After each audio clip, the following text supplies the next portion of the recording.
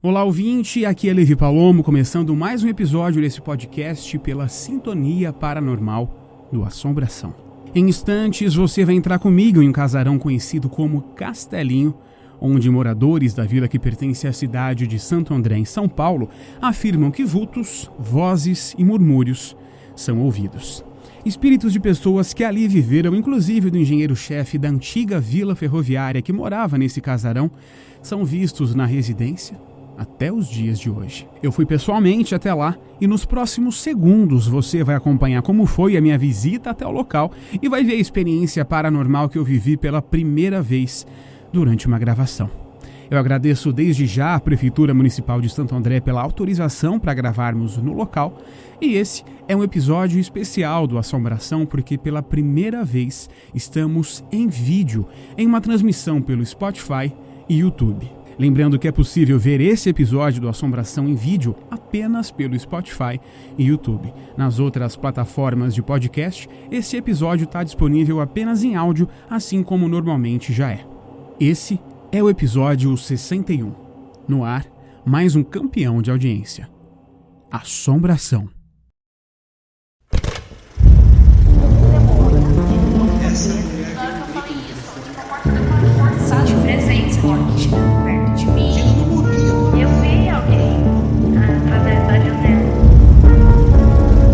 Assombração.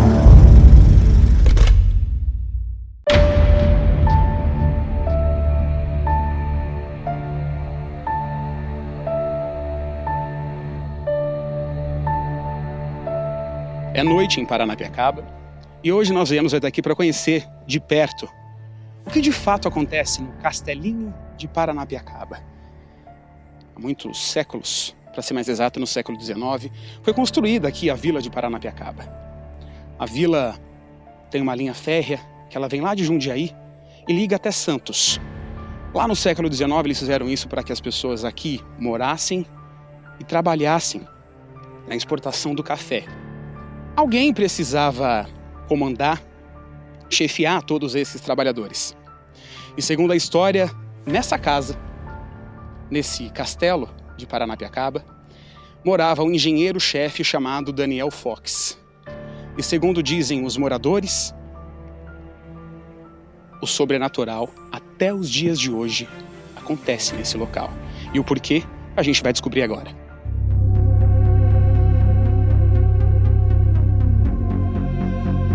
Essa era a casa do engenheiro-chefe Daniel Fox.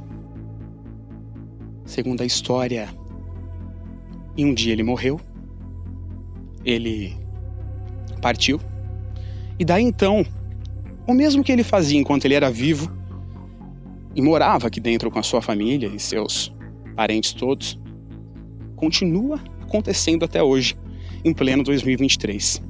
A gente vai entrar e conversar agora com Douglas Dharma, de 45 anos, que ele é o primeiro guia e contador de histórias aqui de Paranapiacaba. Boa noite, Douglas, tudo bem? Boa noite. Como é que tá? Tudo certo. Seja bem-vindo. Conta uma coisa pra mim, essa casa, ela é de fato assombrada ou é só história que o povo conta? Bom, Levi, é um pouco difícil de eu falar pelas outras pessoas, né? Eu acredito porque minha família já vem me contando algumas histórias já faz muitos anos, já ouvi de algumas pessoas, como a falecida Dona Francisca recentemente, da questão do apego ao bem material. Não é nem a questão só da assombração. Nós estamos falando de uma época onde as pessoas eram anglicanas, protestantes e até mesmo maçons. Então reza algumas histórias, algumas lendas, que essas pessoas não conseguiam se desapegar desses bens materiais. O que a gente tem aqui dentro dessa porta, a princípio, para conhecer, que é importante a gente descobrir? Bom, Levi, quando você entrou em contato com a gente, primeiro agradecer por você apoiar o turismo sustentável da gente que trabalha e vive daqui da vila de Paranapiacaba. Eu fui em busca de relatos não somente sobrenaturais, mas de fatos mesmo que aconteceram com pessoas.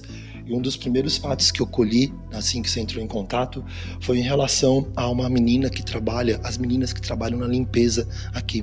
Elas têm a incumbência que pela manhã entrar aqui, abrir a porta e abrir a janela.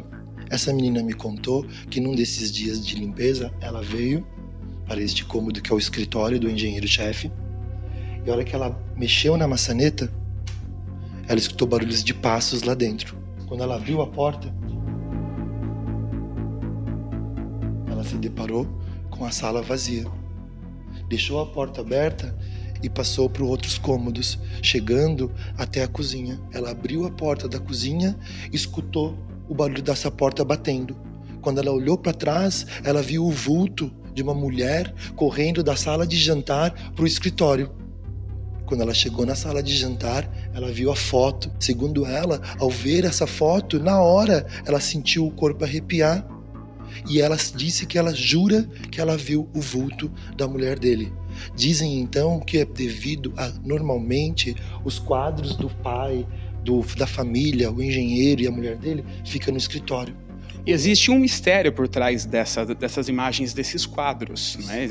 Reza a lenda de que quando você acompanha as imagens desses quadros, os olhos acompanham quem tá de frente observando essas imagens dos quadros, é isso? Perfeito, Levi. Por ser uma pintura viva, né, que eles costumam dizer, uma técnica que é a mesma usada para pintar o quadro da Mona Lisa, chama esfumato, dá a impressão de olhar para a foto e se você movimentar a cabeça, os olhos dela, por ser olhos claros, acompanha a pessoa. Então dizem que esses quadros deveriam voltar para o escritório e não estar na sala de jantar.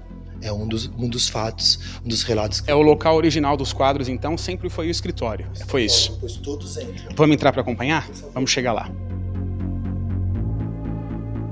Esses quadros são de que tempo, de que época? Você sabe em que ano ele foi pintado ou não? Eu não sei te dizer exatamente o ano da pintura, eu sei te dizer que ele é do século XIX, é um quadro com uma moldura totalmente folhada a ouro, e essa técnica da pintura viva que é o esfumato, né? Que faz com que o quadro esteja vivo e dizem que ela fica tomando conta deste lugar. Aqui no escritório do engenheiro-chefe nós podemos ver, né? Alguns materiais, alguns acervos, como charutos, cachimbos, a própria cadeira do engenheiro. São peças originais. Peças originais. E essa daqui, Levi, em especial, ela tem um caso recente.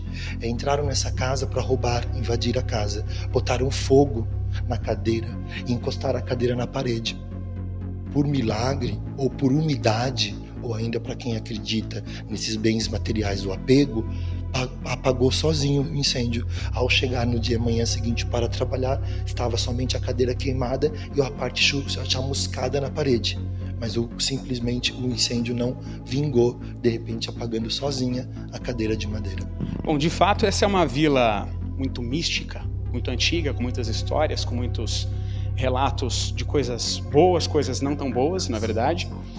E essa casa traz um pouco dessa energia que tem aqui de Paranapiacaba, que é algo diferente de qualquer outro lugar que a gente vai. Essa, pessoalmente, eu posso dizer, essa já é a minha 6ª ou 7ª vez que eu venho até aqui, e sempre é uma sensação diferente de como se eu estivesse em um local, obviamente, do passado, mas a sensação que me traz é um local nostálgico, como se eu já fizesse parte desse local e isso me trouxesse para cá de alguma forma. É um local muito místico. Eu realmente acredito em tudo que você falou e acredito que de repente, como eu sou da crença de vidas passadas, de repente que você já tenha passado por aqui numa época de ser funcionário da ferrovia ou até mesmo chefe, alguma coisa do gênero, né? E quanto aos quadros, cadê eles? Vamos lá ver. Vamos acompanhar aqui o Douglas pela casa. Essa que é dita como uma das casas mais assombradas de Paranapiacaba e não é a única, né? Tem mais casas. Não é a única, tem praticamente as casas que estão largadas, esquecidas, elas são ainda mais assombradas.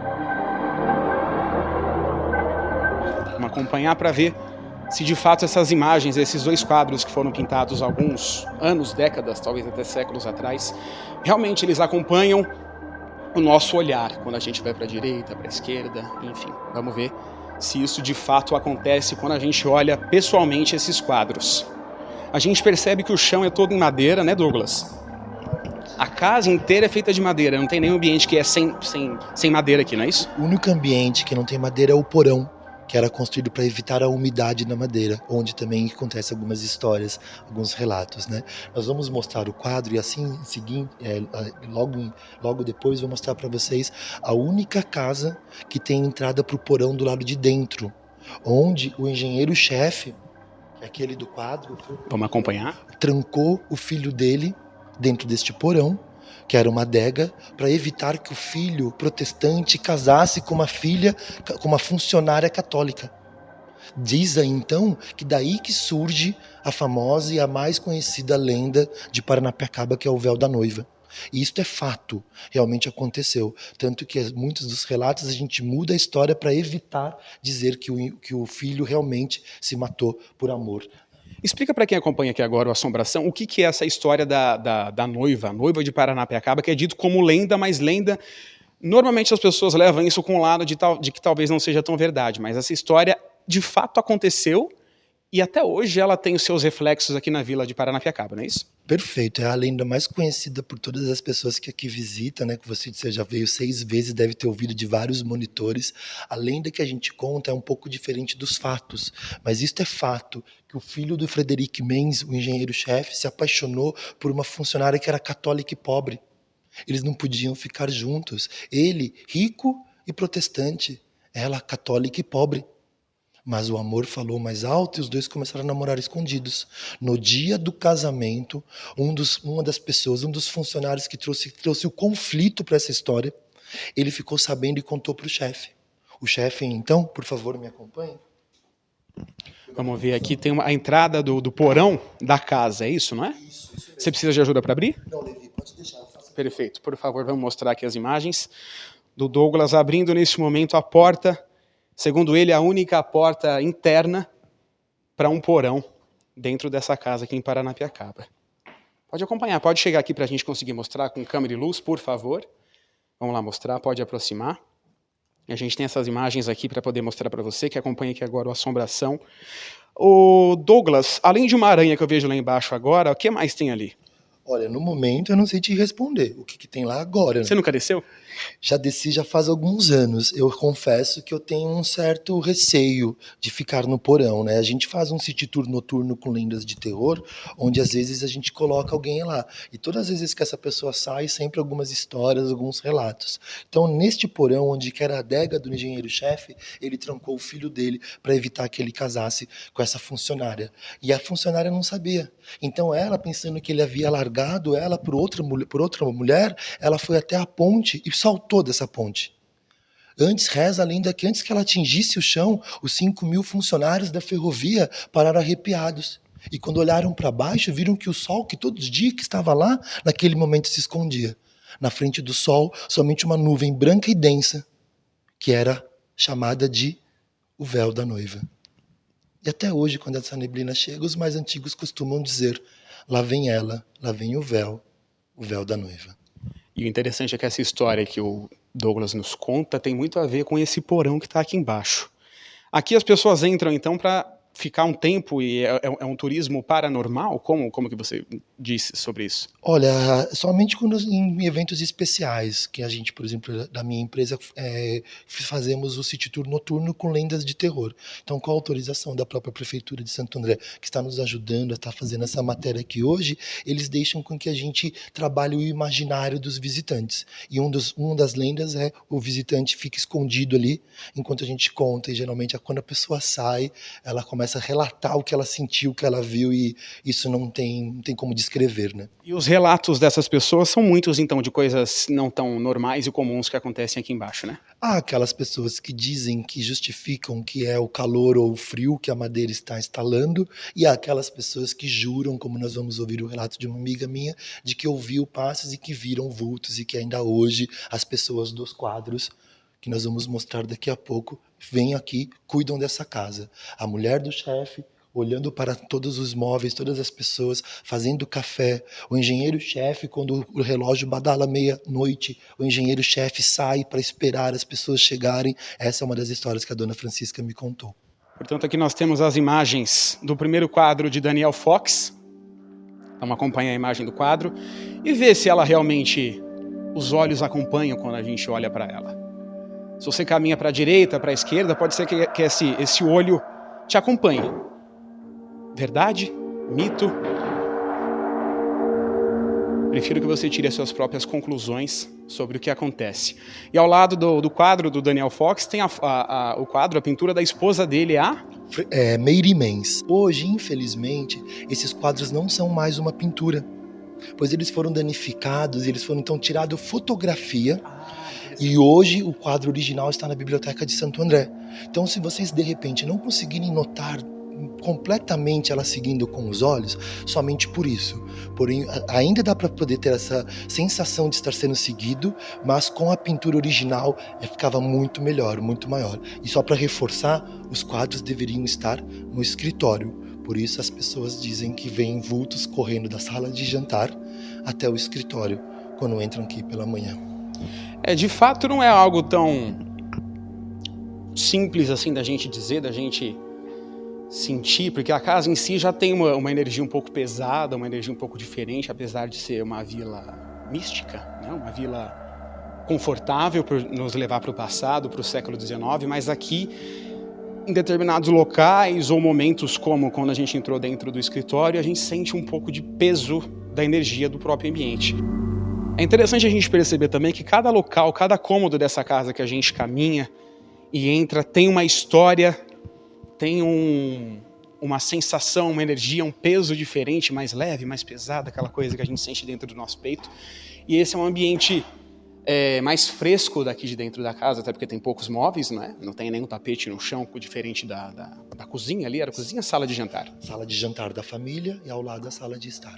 E aqui tem alguns objetos da época em que a ferrovia funcionava de fato com a exportação de café, não é? Perfeito. E é muito legal você comentar sobre isso, porque a questão que a gente pode ver são fatos que acabaram virando lendas, histórias. Então, realmente, as coisas aconteceram. Como, por exemplo, nós vamos ter aqui no teto uma rosa dos ventos, que além de ser para indicar os 4 pontos cardeais, também é uma alusão à estrela d'alva, a estrela da manhã, um dos símbolos também dessa egrégora maçom. Nós podemos ver também aqui, onde poucos os monitores têm essa informação, esse outro símbolo maçom, onde a gente vê uma flor de lis, que representa o conhecimento, presa numa cúpula, que só era para quem estava dentro desse grupo, e uma seta para ascender do anonimato ao estrelato, após 33 degraus. Você percebe que aqui tudo tem um significado. Não tem algo dentro dessa casa que seja por acaso. Talvez desde as pinturas, as cores das pinturas dessas paredes, que são todas em madeira, até a rosa dos ventos que tem no teto, que tem a ver com a estrela d'alva, que tem o seu significado importante para dentro dessa casa. Agora, outra coisa que chama a atenção também é que em qualquer ambiente que você andar dentro dessa casa e acompanhar, você nota janelas. Todos os cômodos têm janelas. Por que, Douglas? Olha, é tão boa essa sua pergunta, porque coincidentemente ou não, nós temos 33 janelas, onde eu acabei... 33? 33 janelas, coincidência ou não, 33 é o número mágico desse grupo que nós acabamos de comentar. E essas janelas serviam para poder vigiar os seus funcionários através delas. A ideia do filósofo francês Michel Foucault, que escreveu Vigiar e Punir. Então, mesmo embaixo de neblina, o funcionário, quando olhava para cima e não avistava o chefe, ele ficava ainda mais pressionado, pois significava que o chefe podia já estar nas suas costas. Então, as janelas serviam para vigiar e punir os seus funcionários. Ou seja, o tempo todo, enquanto o pessoal trabalhava lá embaixo na ferrovia, ele acompanhava daqui de cima, dentro da casa dele, de qualquer cômodo, de qualquer local, o que acontecia lá na ferrovia. Ele tinha essa visão o tempo inteiro. Daí a gente parte para uma coisa de que tem a ver com esse mistério que até hoje acontece aqui. Se o tempo todo, enquanto ele era vivo, ele habitava dentro desse local, ele acompanhava os trabalhadores lá embaixo, depois da morte, segundo relatos, isso continuou acontecendo e acontece até hoje, é isso? Perfeito, isso mesmo. E eu, particularmente o Douglas, acredito nisso. Você já chegou a ver alguma vez? Olha, eu não cheguei a ver, somente sentir vultos quando eu venho sentir uma energia pesada. E coincidentemente também acredito nisso que você falou. Este aqui é um ambiente, talvez por ter menos móveis, onde a gente se sente um pouco mais leve, mas em outros ambientes, como no escritório, como no quarto das crianças ou no quarto do casal, a gente, apesar de ter umas cores mais suaves, ainda a gente sente uma energia mais pesada. Não sei te dizer se é ainda a presença deles, mas eu acredito que tem alguma coisa a ver com isso. Bom, daqui a pouco, enquanto a gente caminha aqui pela casa para conhecer mais um cômodo, daqui a pouco eu vou conversar e você vai conhecer o relato de uma das moradoras daqui de Paranapiacaba, que já viveu algumas coisas aqui dentro, já passou por coisas, podemos dizer, como assustadoras e nada boas de se passar. Daqui a pouco ela vai falar pra gente aqui, vai explicar pra gente o que foi que ela viveu, o que foi que aconteceu com ela dentro dessa casa. Aliás, essa casa é conhecida como Museu Castelinho, mas aqui não é um castelo, aqui é uma casa, né? É uma casa, mas como ela foi construída em cima dos castelos vitorianos, que é aquela imagem que a gente tem também ali no quadro, então ela tem uma técnica construtiva única, que seria um estilo vitoriano ferroviário. Uma casa que foi construída para ser funcional, mas ela acabou se tornando muito moderna devido a alguns fatores que só ela tinha, como por exemplo essa questão das paredes duplas, para poder servir como isolamento térmico e acústico.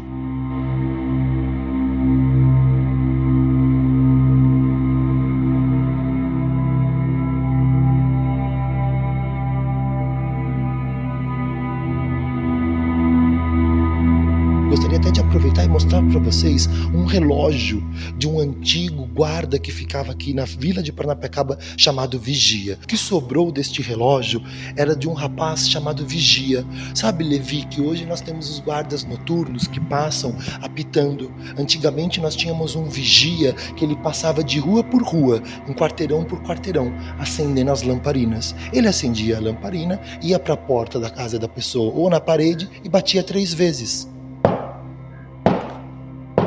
A pessoa, para responder, para dizer que estava tudo bem, tinha que parar o que estava fazendo, levantar e responder do lado de dentro as 3 batidas.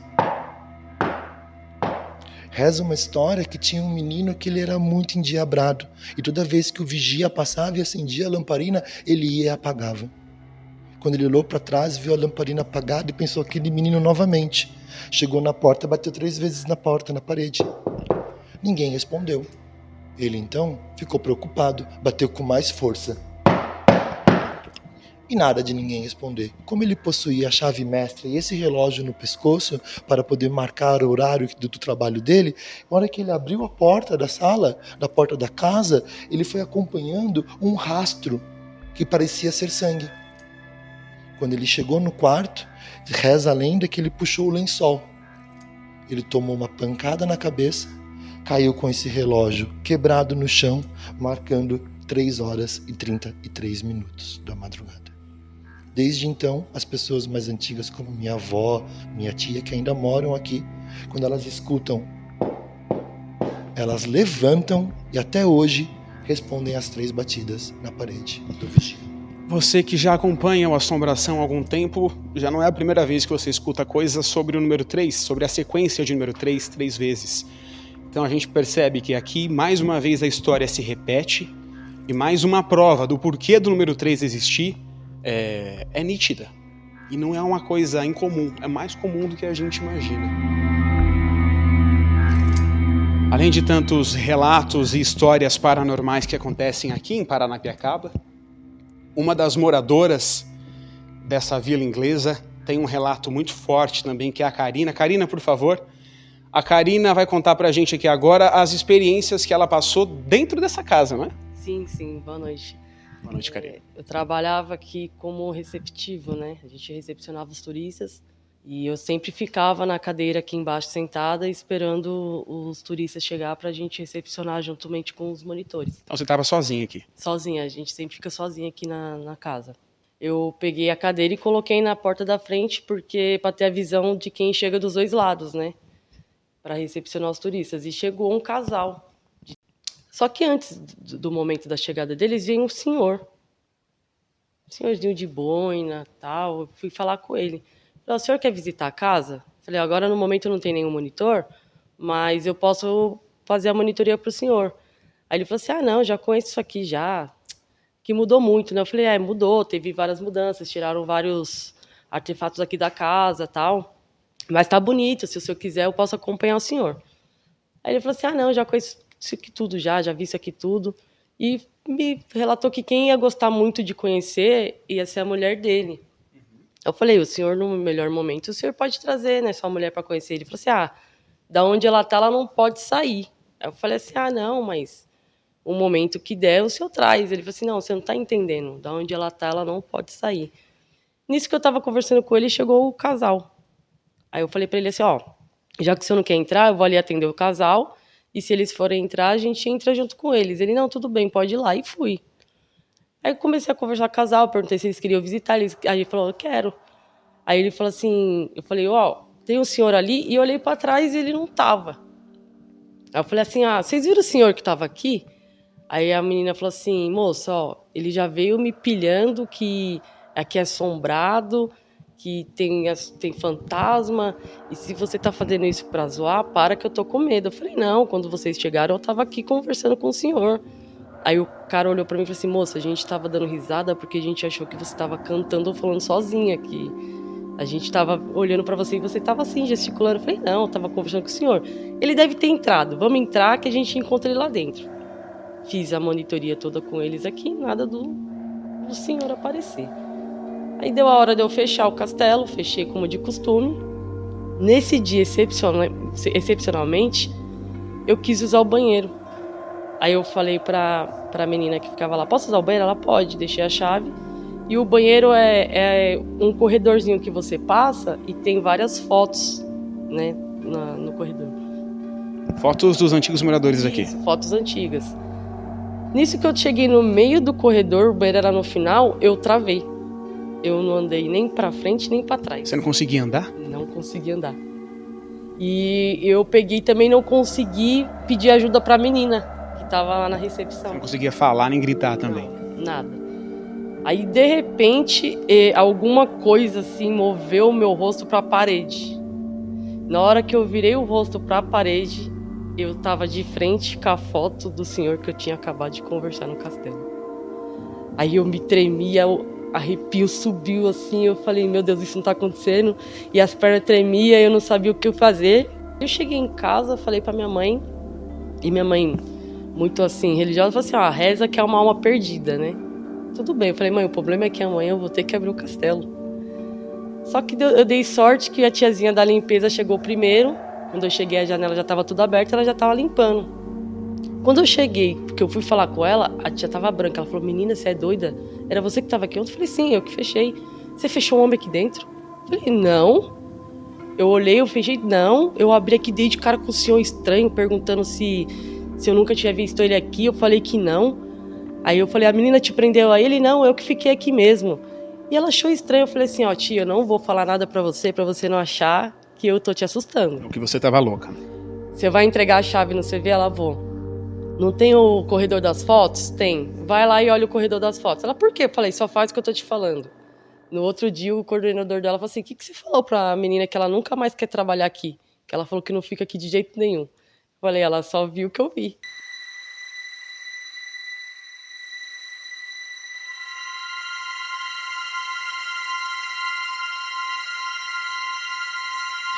Agora aqui o último cômodo que a gente vai entrar para conhecer, esse é o quarto do casal? O quarto do casal que nós vimos no quadro.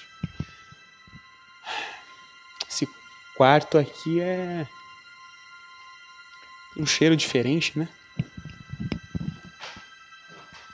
Mais uma lareira, mais um espaço onde muitas coisas aconteceram.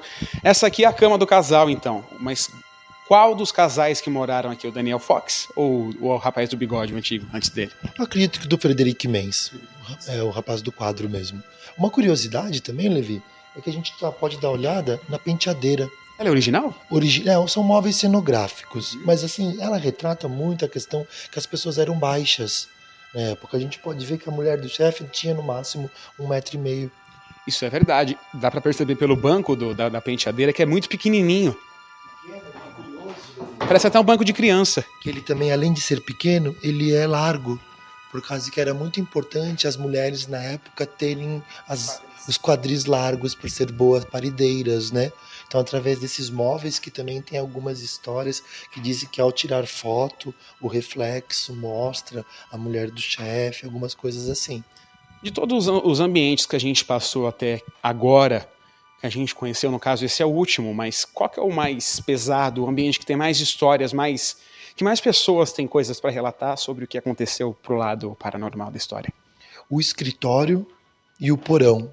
E eu aproveito para poder lançar um desafio para você. Queria saber se você topa descer no porão, a gente fechar a porta do mesmo e você relatar depois qual foi o sentimento, a sensação de estar onde o filho do chefe. Você vai entrar comigo lá embaixo? Bom, eu passo essa, deixa você sozinho lá mesmo. Vamos lá então, vamos conhecer o porão. O porão também tem histórias? Tem coisas que já aconteceram? Foi onde que ficou preso o filho do chefe para evitar que ele casasse com a funcionária católica. Agora, Douglas, enquanto a gente desce lá pro porão para acompanhar e para que eu entre e fique sozinho lá por algum pequeno período de tempo, segundo relatos, segundo as pessoas contam, e há muita documentação sobre isso, de que uma senhora, uma moradora daqui da vila de Paranapiacaba, a Dona Francisca, já falecida Dona Francisca, ela tinha uma mediunidade e ela conversava com o proprietário já falecido dessa casa? Sim, ela contava muitas histórias. Eu levo comigo um orgulho de poder ser o contador oficial de lendas que ela me passou esse título. Lá embaixo no cômodo que a gente vai passar tem uma das fotos dela, se vocês quiserem filmar. E sim, ela relata que ela escutava, que ela conversava e que ela visitava o engenheiro-chefe em luas cheias, em luas minguantes. Isso sempre aqui dentro dessa casa, então, nunca fora daqui? Sempre aqui dentro da casa. Bom, vamos agora lá para baixo para conhecer o porão. Previamente a gente já mostrou o porão, só que do lado de fora. E dessa vez o Douglas fez um pedido, um desafio para mim, para que eu entre sozinho dentro desse porão. Fique alguns segundos lá com a porta fechada e tenta sentir alguma sensação, alguma energia que possa acontecer, algo paranormal para que eu possa experimentar e vivenciar na minha própria pele, se é que algo vai acontecer.